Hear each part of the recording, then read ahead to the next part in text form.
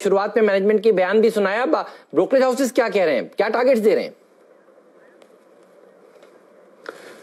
देखिए, सीएलएसए की out perform rating है और 1820 रुपए का टारगेट उनकी तरफ से आ रहा है। उन्होंने साफ किया कि नॉर्मलाइजेशन जो है वो Q4 तक आने का एक अनुमान लगाया जा रहा है। Q3 तक थोड़ा सा स्टेबलाइज रहेगा, लेकिन Q4 तक नॉर्मलाइज होने की उम्मीद लगाई जा रही है।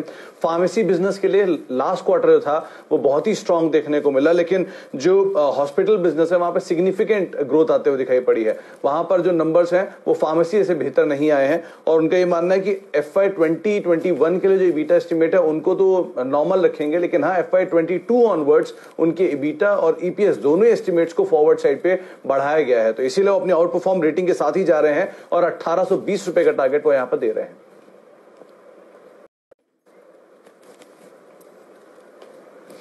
इनफैक्ट हेमंत, ये सही में ही शानदार रिपोर्ट है आज मॉर्गन स्टैनली की। उन्होंने ओवरवेट रेटिंग दी है और जो लक्ष्य दिए हैं वो करीब 1016 रुपए के दिए हैं। उनका ये मानना है कि लुपिन एक बहुत ही इंटरेस्टिंग पॉइंट पर है जहां से अर्निंग साइकिल जो है वो अप ट्रेंड दिखा सकती है गोइंग फॉरवर्ड।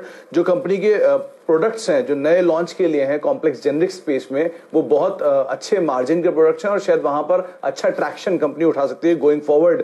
इसके अलावा कंपनी अपने कॉस्ट स्ट्रक्चर को स्टेबलाइज कर चुकी है और वो यहां से कंपनी के मार्जिन को और ज्यादा बेनिफिट दे सकती है। रियल आने वाले समय में जिस तरह से कंपनी ने अपने मार्जिन को इंटैक्ट किया है कॉस्ट को कम करने की वजह से, वो इस स्टॉक की री रेटिंग कर सकते हैं गोइंग फॉरवर्ड। इसीलिए वो ओवरवेट रेटिंग दे रहे हैं और 1016 रुपए के टारगेट्स यहां से मान के चल रहे हैं और नए प्रोडक्ट पाइपलाइन जो है वो कंपनी की नेक्स्ट ग्रोथ ड्राइवर बन के सामने आ सकती है।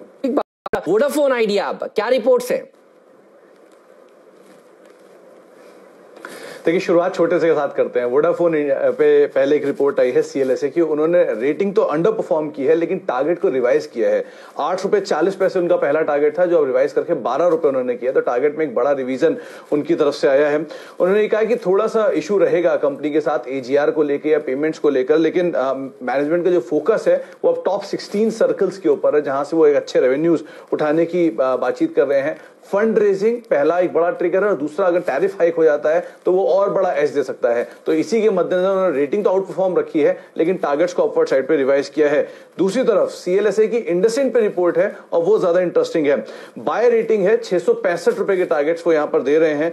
उन्होंने कहा कि जो एक बड़ा करेक्शन था इंडसेंड में वो ऑलमोस्ट देखा जा चुका है और अब यहां से रिकवरी फेज जो है उसके नंबर्स में और स्टॉक प्राइस में दोनों में आता हुआ दिखाई पड़ सकता है। नियर टर्म प्रोविजन थोड़ा सा हायर साइड पे जरूर आता हुआ दिखाई पड़ेगा, लेकिन जो कलेक्शन ट्रेंड्स हैं उसके अंदर एक स्टीप अपटिक आता हुआ दिखाई पड़ रहा है जो शायद प्रोविजनिंग को गोइंग फॉरवर्ड नीचे लाता हुआ दिखाई पड़ेगा। इसके अलावा जो कंपनी की डिपॉजिट ग्रोथ है वो ऑल टाइम हाई की तरफ ही सरकती हुई दिखाई पड़ रही है, तो वहां से भी कुछ नंबर्स में बेहतरी आती हुई दिखाई पड़ेगी। तो नंबर्स इंप्रूव हो रहे हैं, going forward path of recovery है। 665 रुपए के टारगेट्स, बाय की रेटिंग इंडसेंड पे सीएलएसए की तरफ से।